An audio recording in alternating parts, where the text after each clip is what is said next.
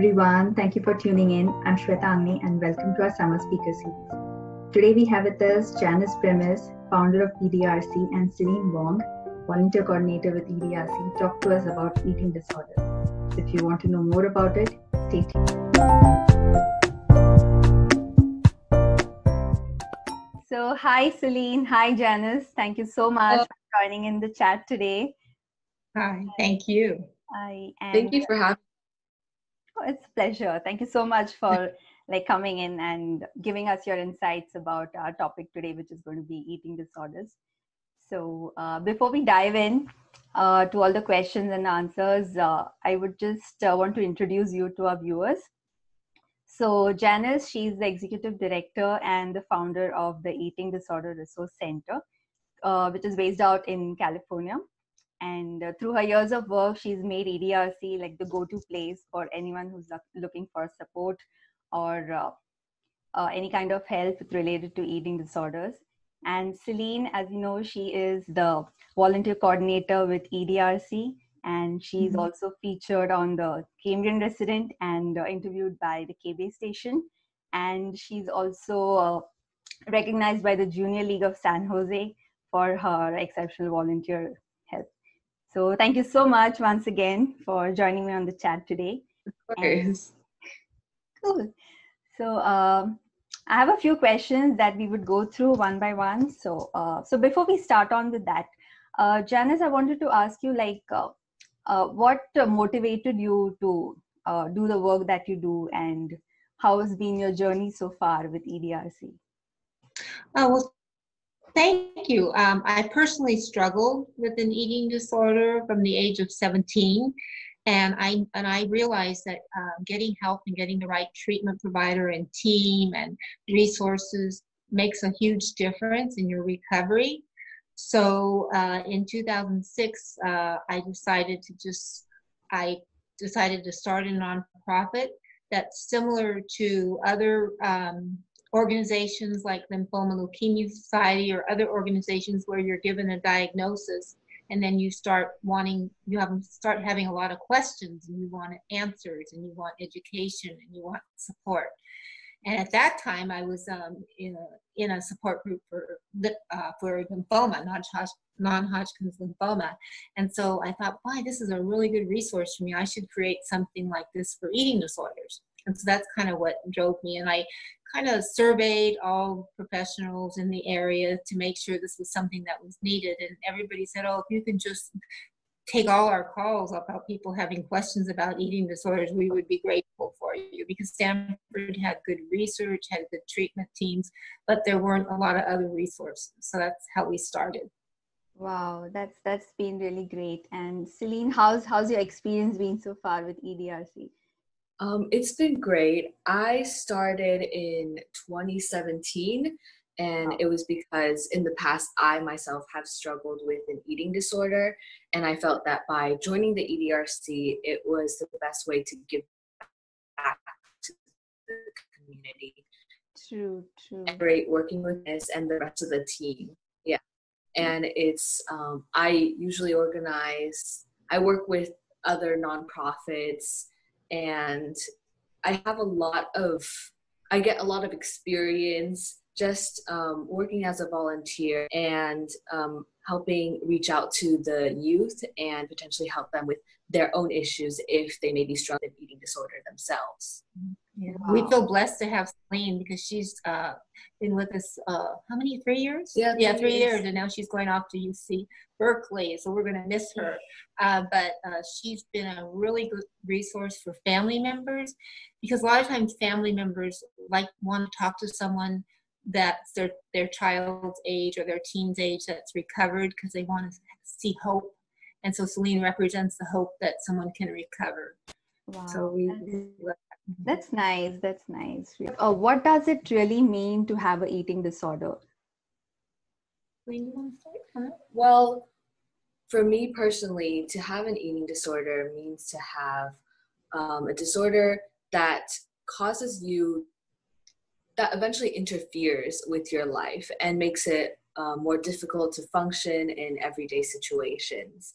So for me, with anorexia nervosa, it was just harder for me to interact regularly with my family members, and I couldn't focus that well with schoolwork and in my social life.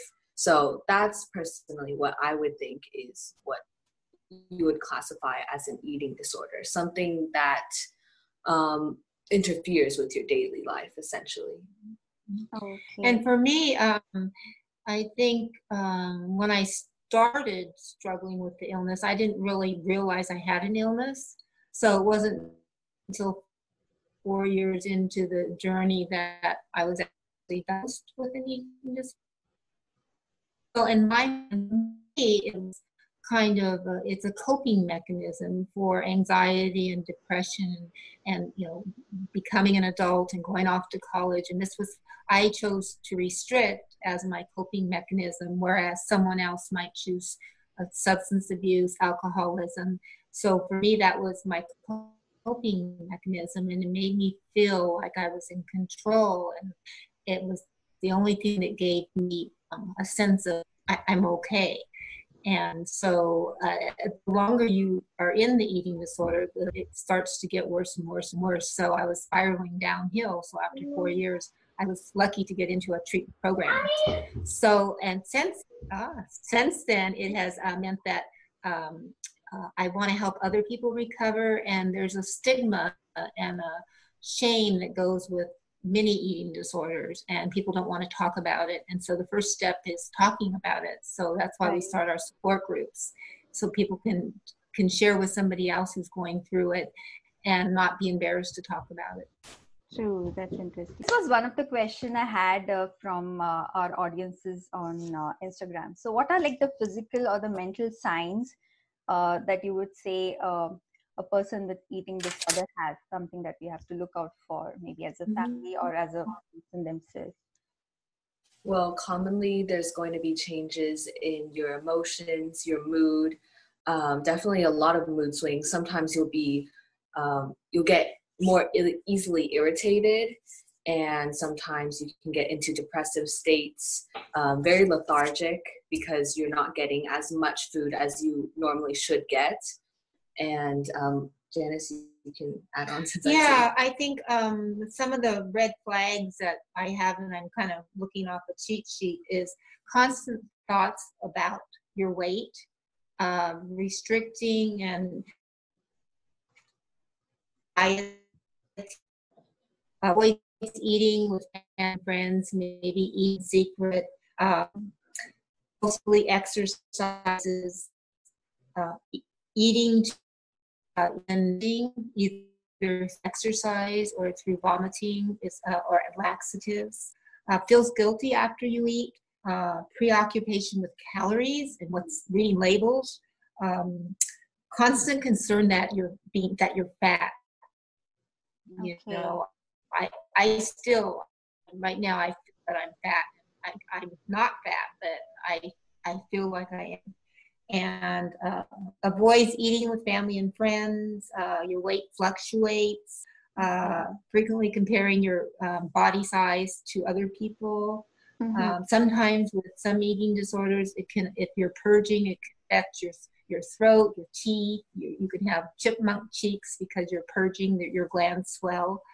Or also, if you're restricting, you can have they call it lanugo. Hair grows on you, so as a protection to keep you warm. Yeah, and that comes with also another symptom where you feel really cold all the time, no matter what room you might be in.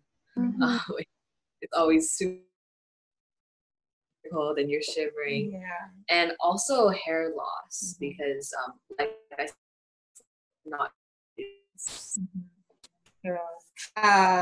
and then frequently weighing, insomnia, difficulty sleeping. I think I shared swollen puppy cheek, feeling confused, difficulty concentrating, like Celine mentioned, hard to study. For me, it was hard to get through a chapter when I'm studying. Loss of interest in things that you normally enjoy. So things that I might normally do, I just stopped doing them. And declining social engagements. Purchasing clothing that hides how you look, like extra big clothing. And then just lying to others, a lot of lying and deceit, telling people you're eating, but you're not. Or my mom packed me a lunch and I said I would eat it, but I didn't. Right. So yeah, some of the signs. Mm-hmm. And are these signs like same or different in boys and girls, or it's pretty much the same? Or it's more evident in like teens maybe, or like what's been your observation? I would say, I'll let Celine comment, but I would say they're pretty similar, except that boys usually are doing it more because they want to build muscles, or they're, for a different reason. I think common. The signs and symptoms are common. Yeah, and they might differ slightly due to just social expectations, but in general, the symptoms should be, the majority of them are similar. Yeah, of course, with menstruating, they removed menstruating from the criteria because boys don't have that, but they did remove that. I think a lot of times it's just harder for boys to talk about it because it's seen a lot of times as a girl's illness.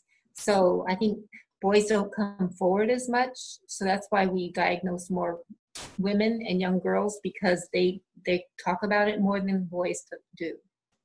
Oh. Into like weight, wrestling, and certain athletics that are determined by your body weight, like girls who are taking ballet or ice skating or tumbling, gymnastics.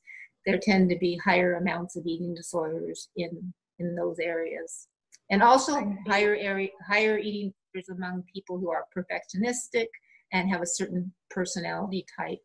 I always say that it's a combination of the 3 Ps, a predisposition. So like any other illness, diabetes or cancer, there's a predisposition in your family. It runs in your family. And then there's a precipitating happens. Like you get divorced, or you go off to college and you have all new challenges. Or maybe you had your wisdom teeth pulled and you started losing weight and people say, oh, you look good. So something happens that triggers it, and then you perpetuate it until you get treatment. So the behavior becomes self-perpetuating and self-fulfilling. Oh, so that's interesting to know. So like you said, like it also has a genetic angle to it, right? Yep. Like to some extent. Yep, genetic. So that's why I say there's and environmental too. I know a lot of people say the media with all the images of women that are skinny, the never too rich or never too thin enough, that can contribute to it also, but it's a lot more too than just that. Right. Because a lot of people go on diets, the number one trigger for eating disorders is dieting. Yes. Is the number one. Yeah. Or some other where you're losing weight. Yeah, like excessive dieting and just maybe, like you said, wanting to get to that body shape and something that you see in the media. And yeah, a lot of girls want to be that tall, thin, blonde model. For some ethnic races, that's not achievable, or for some body types based on your genetics, not achievable. So we're all different. We're all meant to be different sizes. And we kind of go along with the philosophy of health at every size. Our goal is to help people realize that we're not all going to be the same size. And that's what Celine's done a great job, because she organizes the Everybody's Beautiful essay writing contest. And so she asks students to think about their ideas of what their body image is and like how the media influences it. I don't know if you want to say anything, Celine, about that. So the Beautiful Be Free writing contest, it specifically reaches out to the youth all across the Bay Area, and the main writing topics are regarding mental health and just mental issues that are specifically or particularly impacting those in our generation. So depression, anxiety, mental health, other various areas of that, and especially eating disorders and body image. And we get them to submit essays and poems about their own experiences or those that they've heard, just to create a conversation about these issues and hopefully come up with some kind of solution. And we can share some of those with you if you want to post it on your website, because we have so many talented kids that have written some very powerful. We could share those with you. Yep, definitely. I really loved how you rephrased the whole thing. It's like BEYOU, beautiful. Yes. And free. I was like, wow, that's like so thoughtful. Yeah, because it's really hard for kids to, I don't know. I think there's this thing about, well, what is your self-image, or what do you think of yourself? And a lot of people like myself, I get my sense of self from other people. So, but really we should all have a sense of self on our own first, not need to depend on other people to give us a sense of self. Right, like being yourself and being like understanding yourself first. Mm-hmm. And that's the part about the writing contest is the kids kind of like, a lot of them know that, they already know that, and they're so aware, and others are still struggling with it. So we get all types. Common eating disorders, you would say, like if you had to name them. Oh, so definitely anorexia nervosa and bulimia. And those are the major ones. And I know there's others. Binge eating. Yeah. So I call them a spectrum of eating disorders, because like any other illness, like OCD or anything, everybody has a little OCD, but then there's a spectrum and how it affects your life. Right. And anorexia is mostly restricting and losing weight, and bulimia is mainly eating food and then purging, eating large amounts of food and purging, or eating a normal amount of food and purging. And anorexia is the least common. It's like 0.9%. And I would say that bulimia is about 3%. But the most serious is binge eating, which nobody really talks about it. And that's like 6% of the population has binge eating. And you can't tell someone like you're binge eating,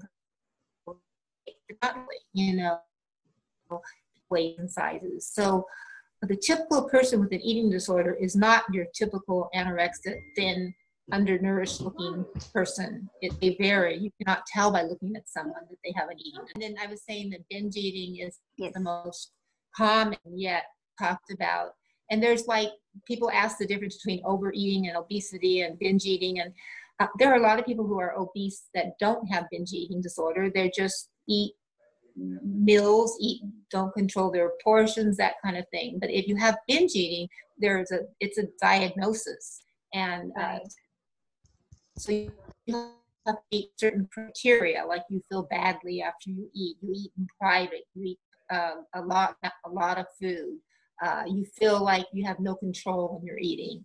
So there are specifics, and that's the diagnostic manual standard for diagnosis. And so that's a newer addition. And so they're all considered a mental illness. And that's the other thing, is that like National Alliance for Mental Illness, they don't recognize eating disorders as a mental illness, but it is a mental illness. So we try to do raise awareness that just like schizophrenia, OCD, bipolar, borderline, these eating disorders are a mental illness also. The only thing that's different is that it also affects your body. It's both psychological and medical. So like most people with mental illness don't have a lot of physical symptoms, but with eating disorders, you have a lot of physical symptoms. It actually affects every organ in your body, from your skin to your esophagus, to your eyes, to your teeth. It affects your skin. Yes. So so that's the various kind of, and then there's eating disorders that don't quite fit into those three codes, and that's called eating disorder not otherwise specified. That would be things like weird eating behaviors, like chewing food and spitting it out, or fear of certain foods like fear of foods touching each other. There's a lot of different phobias, especially among kids, that that are not specifically fall in the category of the other three. And so those are also considered eating disorders. Okay, I see. So is there like a thin line as to when or does like a disordered eating becomes the eating disorder, or like there must be like, because it's so like when you said binge eating, right? So it would be like something which is very normal, because sometimes we go through those phases. Okay, you're watching Netflix and then you eat. Okay. And then so what is that thin line, you would say? It's something that differentiates. I think it's if it interferes with your life, and if your thoughts about it are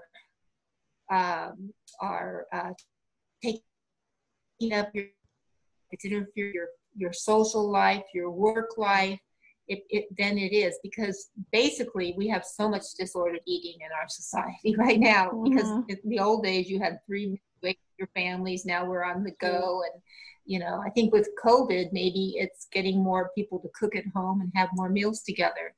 But our eating behaviors have changed over the years, and we have so much of access to food. So it's a fine line, but it definitely, if it interferes with your life, it affects your health, physical health. Like, for example, if you stop menstruating, or you lose your muscle mass, then it can be an illness. So that would be like an alarm signal, maybe, that you need to look out for. Or if but you're right, because in our society everything's disordered eating, so it's kind of hard to know when it becomes an eating disorder, when disordered eating becomes an eating disorder. Right. Measures can you take to kind of prevent an eating disorder? If you could tell us something about that. Well, you can practice taking care of your mental health first. So that means maintaining good relationships with your family and friends foremost. And if you find that you're struggling at some point, I would strongly recommend reaching out, getting a therapist, and forming a strong relationship with them, because they can be a cornerstone to just maintaining your mental health and making sure that you are trying to actively take care of yourself and put in a place where you will not, you won't be that susceptible to mental illness. Yeah, and a lot of it is our role models. If your family, parents can be good role models for their kids, and not say, oh, do I look bad in this, or not, not discourage their kids from being overly conscientious about what they eat. So there's role modeling that the society and families can do, and there's also taking care of your mental health and your sense of self, and being aware certain types of personalities are more likely to use eating disorders as a coping mechanism. Usually they're pleasers, they want to please people, they're good, they want to do everything the best they can, but they're very critical of themselves. So there's certain personality type to develop that sense of self-esteem in young people. Are less likely to get an eating disorder if they have that developed, a sense of, and also if they're like we see it in sports a lot, athletes, they have they're very competitive, and oftentimes they can fall to the eating disorder. I call it the eating disorder voice and behaviors, because they're so driven to be the fastest runner, the best skater, the best wrestler, and a lot of that evolves around, and so that's why it can be more common among people who are athletes too. But it definitely is. I see it a lot in people who are caregivers at heart. That they want to take care of everyone else, but they don't take care of themselves. So it's something that more people are more vulnerable to be than others to struggle with it. Of challenges you think people going through eating disorder are facing, especially during the COVID season, and what has been your observation? just what I've noticed is there's basically no access to in-person services, right? Right. And a core part of our organization were these one-on-one consultations with our clients, and also our support groups every monthly and weekly. And so those have been transferred to virtual meetings. And I find that it is a good replacement, but it can't go on continuously and permanently, because part of what is key to fully recovering is that kind of human connection with others who understand what you're going through and who can help you and kind of empathize with your situation and eventually get you on the path to recovery. And anything that interrupts your routine, everything with COVID has interrupted our routine. So people with eating disorder, they have their time when they do the fun things, or they go exercise, or they, they go to the store and they want to buy their certain foods or whatever. But with all this interruption and having so much time on hands, more time for the eating disorder to rear its ugly head, to take over. And I think that's with that's affecting a lot of people in general. There's more people with anxiety right now because of all this. So whatever mental illness you have, the COVID is exasperating it, because it's changing the environment and the routine, and just the stable things in your life are no longer there. Especially the reduction in the number of resources that used to be available for everyone. We also see that kids are home from college and the parents are seeing their strange eating behaviors, or seeing them exercise 3 hours a day, and they go, oh, I wasn't aware of that. When they're off at college, they don't see that. So you're being confined in an environment where things like that are more noticeable, where you could have kept them hidden. So True. Before we end this conversation, what would be your advice or message to somebody who's watching this video right now, or somebody who's going through an eating disorder illness themselves? So any words of advice from you?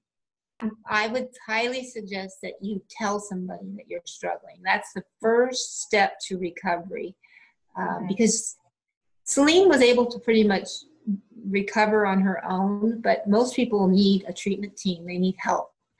And if you tell someone you're struggling, that's the first step in recovery. And to not be so hard on yourself. You think, oh, I can get with this on my own. And then if you see a friend or your family members see, you have a friend at school and you're worried she has some behaviors like this, it's okay to maybe share that with her parent or with someone else, or share her concern with the person struggling. A lot of times people with eating disorder will be in denial. They don't either want to get help, or they just don't want to admit they're struggling because of shame or stigma. So I always say talking about it is the first step to recovery, and then learning about it. So parents to learn about it and talk to other parents and people struggling to get the right treatment. Someone who specializes in eating disorders, a dietitian that specializes in disorders, because it has a lot of other issues that come with it than some of the other mental illnesses. So I would say talk about it, and I always say you're going to just recover overnight. It's going to take a while. I always say the longer you've struggled, the longer it's going to take for your recovery. So I feel that that's the key thing about it, prevention. The way to prevent it is to intervene early. So if you see someone that's starting these behaviors and sharing their thoughts, get treatment right away, because that's the prevention. Right. And the EDRC is always available if anyone needs more help. And you can reach out through email, through phone, and find more information about just eating disorders. Get informed through our website, edrcsp.org. A holistic coach, because really eating disorders, it's all about the body, mind, spirit. You know, it's you can't just separate out it's about the body or it's about the mind or it's about the spirit. It's all of that wrapped into one. And I think treatment programs that follow that guidelines are more successful in the long run. And they can just give some food, feed someone for a month, and then the person will go back and address all their issues since they won't. So it needs to be all three. It needs to be holistic. Right, very true. Like holistic health is like the way it should be handled is through holistic health. You can't, like you mentioned, you can't really separate the body and the mind and like treat one and not treat the other. So they go hand in hand. Yep. That's how our system's set up, though. Our healthcare system, a lot of times mental health is totally cut and comes out of a different pot of money, you know. So primary care physicians be looking at treating patients for all of their needs, not just go here for your diabetes, go here for your depression, go here for that. It's not a good. Yep. So congratulations on your work. Oh, thank you. That's what like my area of work is to totally on the holistic part of it, because like your body is something which is like the whole system. You can't really have like, okay, you treat the mind and you don't like, it starts with food and nutrition, but as you go deep, the root cause is always somewhere like in your mind. Like who was it that coined the phrase, was it Socrates that sat under the plane tree and he told his medical students that it's about all, you know, it's the whole, and in that time, so that's what the plane tree health model promotes, is that it's all parts, you know, you have to think of it as all. Yeah, balance everywhere. Yes, balance everywhere. Yep. So yes, that brings us to the end of this conversation. Thank you so much, Janice and Celine, for giving us such valuable information. And I'm sure like our viewers must have really learned a lot of new things today. And I'll be giving the details to your website, the EDRC website, and all your contact details in the video description below. So do reach out to them if you know somebody who's going through eating disorders and is looking out for help. Do reach out to them, and the email and contact details, you will find all of those in the video description. So thank you so much, Janice and Celine, once again. Really appreciate it. And it's very confidential too. If people reach out, we're very confidential. Yes. Thank you, Shweta. Thank you. Thank you for watching, and don't forget to subscribe.